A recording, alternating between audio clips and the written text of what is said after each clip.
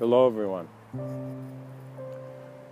I would like to talk about today of the ambitions of a transparent view and what that idea could mean. You see, we begin in our lives really paying attention to life's individuality because we want to be great individuals. So we think of ourselves as if, all right, I'm this individuation, and how can I enhance this individuation? Well, there are different approaches here, and that is why there's so many different people. However, there's also some important factor that is being forgotten when one looks existentially at things. You see, reality is something that is in front of you. And it is something that could be valuable or it could become valueless in an instant based on the changes and cyclical changes you are. It's as if we are inside this great, very great device. And this great device works in a way where it's constantly moving cyclically and it's changing based on the relationship of these infinite cycles together. So it has an infinite sense of change. And in that infinite sense of change, a part of that spectrum has made an awareness to recognize itself as being simply a pebble or a grain of sand on a greater shore. So we are suddenly saying, whoa, it's not just us, it's the whole beach as well, you know. It's every single sand, every single element. So your question no longer is just like about the human being anymore, because you simply see that the reason you were curious about the human being is because that is what you were keeping as real for you. When you see the ability of man's awareness and observance into clearing reality in a sense that it shows you a sense of clarity of being, you recognize that it's as if this whole time you've been thinking you're this individual communication, but in actuality, you are just part of this greater self-communication called existence. Because great men move beyond the ideas of man to see what the other side of the spectrum implies. What does chaos mean for a mind that has constantly lived in order?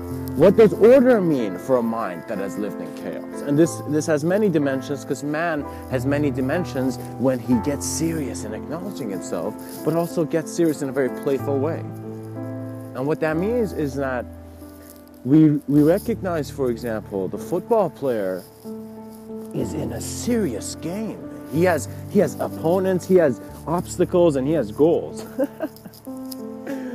So this football player is going through this intense game and dribbles and pretty much turns into the last moment of his career where he has to make that shot, and he does, for example. And you know, the crowd goes wild and you enjoy life to such a peak in which you have just given it your all and you've seen what's come back, and it has been all, right? Then, after that, you acknowledge it as a game. What that means is if in that football stadium, any family member of those players, for example, was about to pass away or something, the game would no longer be as important because the game of life has just called. Someone you know, for example, is passing away. You see, it's a difference in how there are games within games, and the games within games shouldn't make you ignorant. It should actually make you more interested in how you can move beyond those games. And what moving beyond those games is really where the ambitions of a transparent view suggests. Because I want to say, in man's totality, where is he? So where is the total of everything that is here? Everything that is here, just as you are here right now hearing my voice. So if my voice was a presence, and you are a presence, what other presence of existence is present, you know? So like, that's why Mr.Within's gift is really seeing how every being is within their own dimension of present, to then, in that recognition, really opening that present. It is very crucial to see where your ideology is coming from and to acknowledge that to the core. So it's as if you were the first person to ever see a tree, you touch the branch, you'd be like, okay, wow, what else is there? You're touching the bark, then you suddenly see, oh man, it has roots. And you're like, what could possibly be underneath this, you know? because you're the first human being who's ever seen a tree, right? So you you go and you see that moment where your fingers touch the soil. It's a new dimension of experience. And that is the state of mind where man needs to be. So that excitement, that wonder, that happiness everyone is looking for is not just happiness. It's a greater ability to confront and handle life. And this ability begins with self-awareness. So in other words, if you ask the question, what is the meaning of life? And everybody was giving you something. Mr. Within's looking at you in the eyes and he's like, why are you asking that question? Stop asking that question. Ask it from yourself. Go within. Because it's very important to realize the minute you allow your reality to be what it is without going through that extra step of observing it, you are lost in the games of simply the design of your dimension. This is how the plane appears. And so it's very important for the pilots of consciousness to recognize the simultaneous sense of acknowledgement they are of all of the spectrum. So simply the concept of parallel realities and simultaneous realities is not for all men, by the way. It is for certain people who are interested in exploring reality in that manner. Because it is a unique frame of form, but the totality of the truth, which is the presence of truth, is formless. So what that means is that what all this is about is actually nothing. But there are some very intricate ideas on something which can lead to very new ways of going into that nothing, which is a new sense of life, let's say. New sense of openness. Your life's design gravitates you to the words that become meaningful for you. So your attention needs to be in who you are, and you need to see that silence and stillness is that room where you go and think. That's the study room for the mystic. The mystic, the yogi, the pilot of consciousness, the advanced communicator, the self-aware being, the one who wants to try meditation, he realizes, okay, it's just like libraries got part of it right. They got the silence part of it right. But just the book part is not as good as just going in nature, being still, and just, in a sense, being present with life. And I would like to add certain imagery to what this going in nature thing I'm saying is.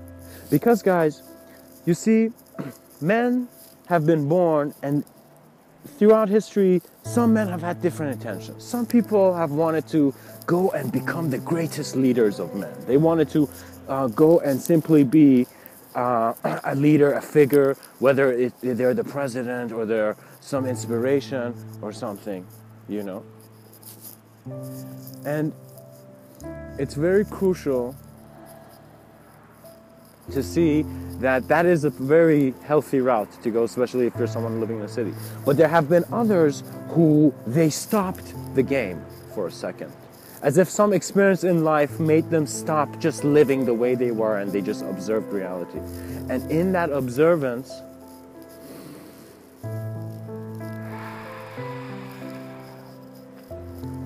they took the next quantum leap beyond thought to see what is the nature of reality. Guys, the reason a lot of these yogic traditions are telling you renouncing life, it doesn't matter what you renounce. It's just you need to recognize the reason you're renouncing is because there's a greater view within your being which you can be. So there's a greater sense of intelligence present. If you become aware of it, you cannot be the same. Similar to how one drop of water suddenly merges with other drops. When you look at your, let's say, porch on a rainy day, side of your porch. So it's very important to have that awareness and to really see that some men have gone to what they have called beautifully the cocoon of the earth. So just like how a butterfly goes through a sense of metamorphosis, some men have just understood, okay, so observance can alter state of being, so what does that mean now? And in their mind they have understood that nature. So you want to go completely within all that you are. You want to go in your most naked sense of self and just go and be within the cocoon of there, to be covered in the stillness, silence of just natural design of nature. So in other words, you want to become more untouched rather than constantly touching things. You know, someone who seeks knowledge is constantly trying to touch things. But someone who, in a sense, becomes wise through their innate knowing, just like how a plant sprouts, is one that is aware of the untouched, which is the devotion that takes you to the divinity in your eyes. So it's very important to see that the ambitions of a transparent view is that moment in your life where you recognize the ambition is not just for your individual idea, it's for your whole moment of being.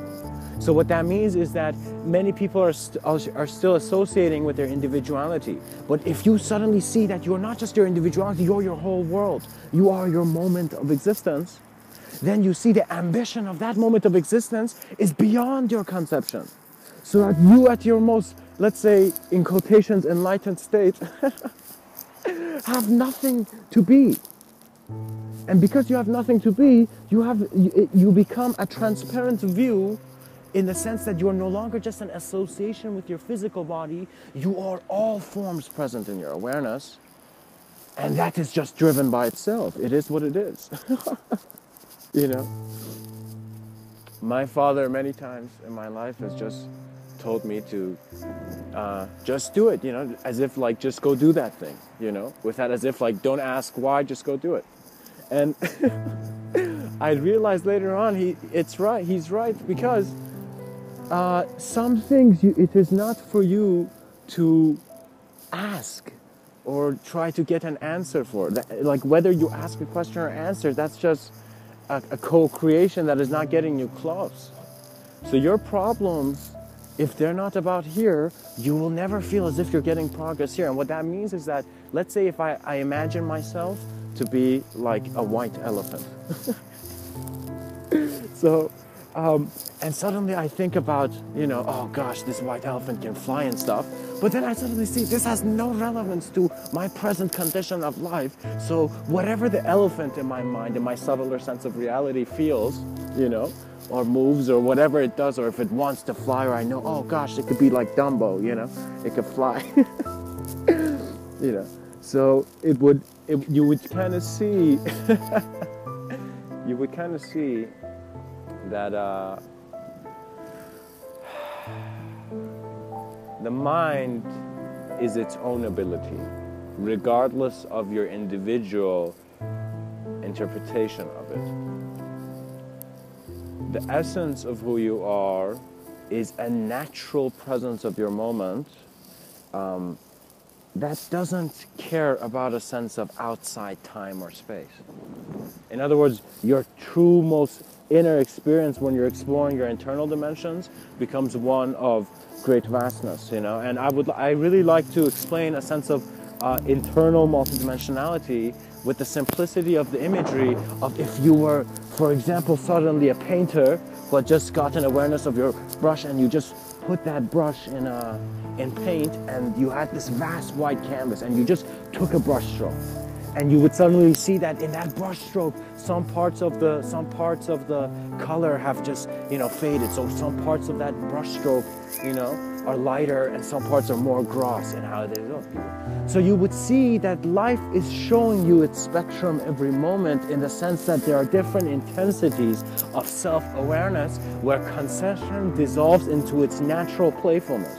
So what I realize is that you don't need to go into some kind of curriculum per se. The advanced communicator recognizes that the playfulness of life is its teaching. And so in that playfulness, you go there, and the reason playfulness is powerful because it is an existential allowance that is within a limitless sense of being. It can do anything. It can play. It can do anything. It is just like how that drunken master, martial arts master, was never just a drunk or never just a master, you know, but was between and navigating playfully between both. It's the play. So playfulness becomes valuable for the pilot of consciousness, in the sense that he sees it is his acknowledgement and awareness to let spectrum be spectrum, that he flies beyond the spectrum. And it is very important, because the ambitions of a transparent view is to then The ambitions of a transparent view is to no longer view, but to be. So, as if, think about it this way, you thought enlightenment beings are, reincarnated. Some people have this idea that we are just individual souls being reincarnated, right? So, people who have this idea think that you're not just evolving into you're not just evolving from ape, first you had a mineral consciousness, then plant, then animal, and now you're moving up to more higher things. I mean, don't think it's just that.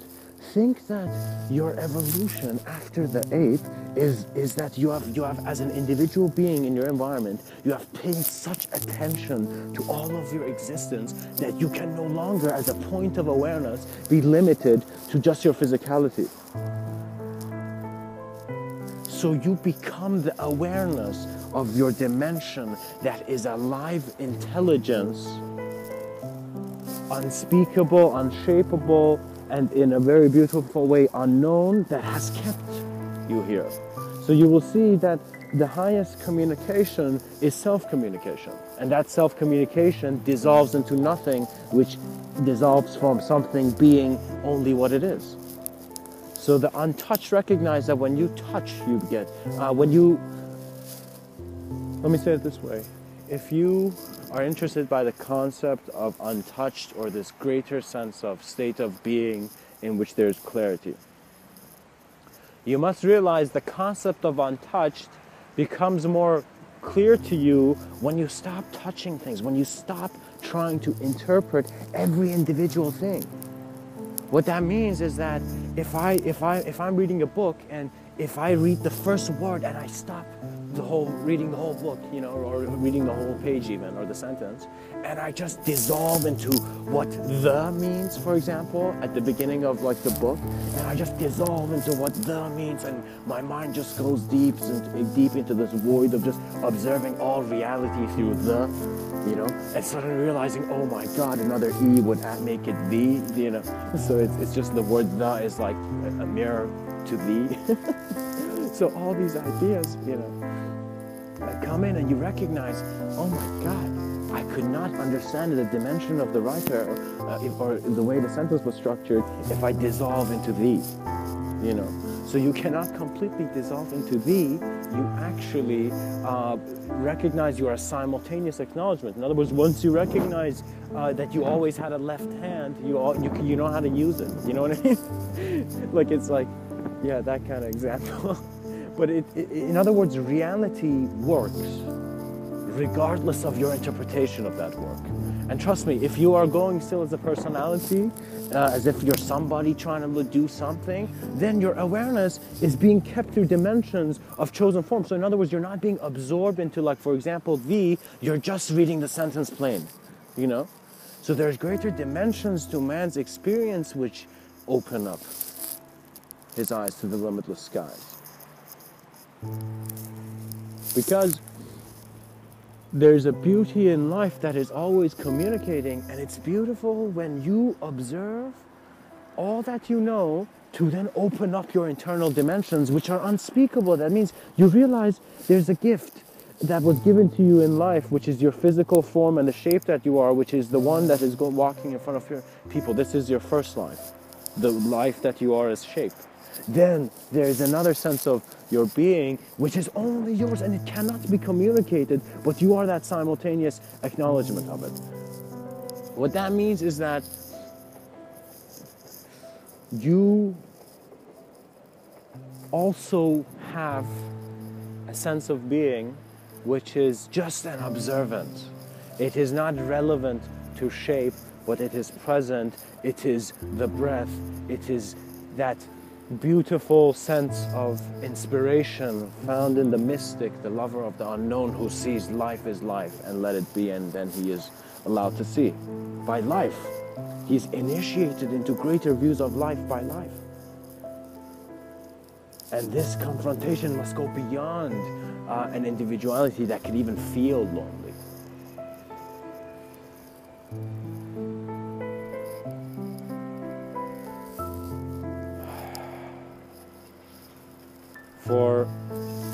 you are given many gifts, and one is the gift of the experience of the object of observance, and one is the experience of the observer, and one is a moment where all of this dissolves into nothing.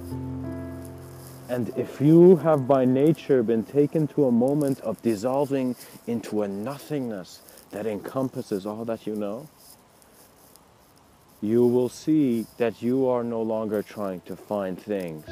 Your state of being has come to a point where all things are trying to find you. So you become an all-absorbent moment of being, where it is the silence and perhaps the wisdom of the smile of the black hole in human form.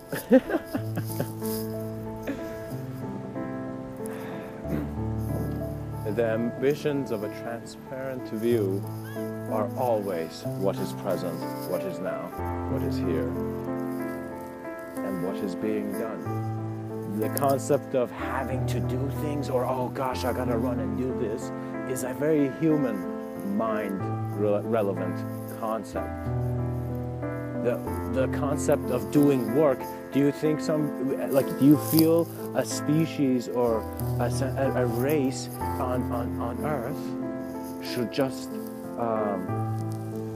when you look, let's say from above, let's say, at the human being, you look at the race and you calculate the potential of the race, and you see, first of all, what is the calculation, what is the potential. And so, in a sense,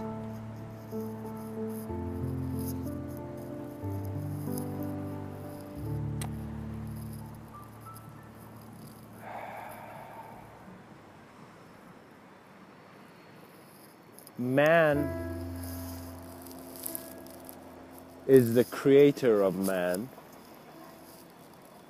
similar to how I may put something in front of two mirrors placed in front of it that give an infinite sense of spectrum. However, the core of man is not one that is subjected to its own interpretation of space and time. You will find that the most joyous moment in your life is that moment where you realize space and time do not bind you. Space and time are present if you choose to be present there. And this choice is not a choice you can contemplate if you still think you have a personality, if you still think there's an identity. Because the concept of Atman in Vedic literature is very important to grasp in the sense of the symbolic meaning it has. Because you don't want to also be someone who's seeking too many intermediaries. Because if you do, you have an ability to create an infinite need for intermediaries. So, and trust me, I went down that route. So it was unnecessary. So it is that instant of acknowledgement where a transparent view in its transparency had no ambition. Much blessings and namaste.